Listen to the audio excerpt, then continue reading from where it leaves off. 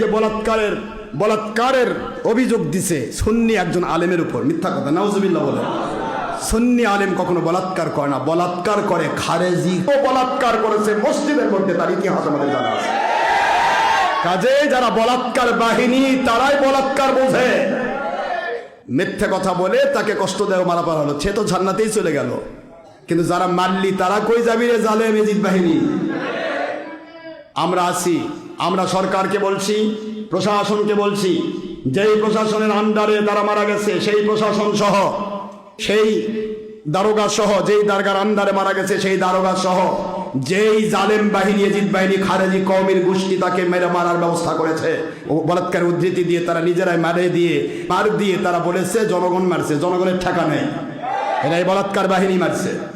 এই বলাৎকার বাহিনী নিজে বলাৎকার করে, এই জন্য বলাৎকার অভিযোগ দিচ্ছে। এই বলাৎকার বাহিনীকে উচিত শিক্ষা দেওয়ার জন্য গ্রেপ্তার না করলে নর্থ বেঙ্গলের সকল ডিস্ট্রিক্টের সভাপতি ডক্টর আশরাফ সিদ্দিকী আমি বলছি, আপনাদের বিরুদ্ধে কঠিন কর্মসূচি গ্রহণ করা হবে ইনশাআল্লাহ। কঠিন কর্মসূচি দেওয়া হবে।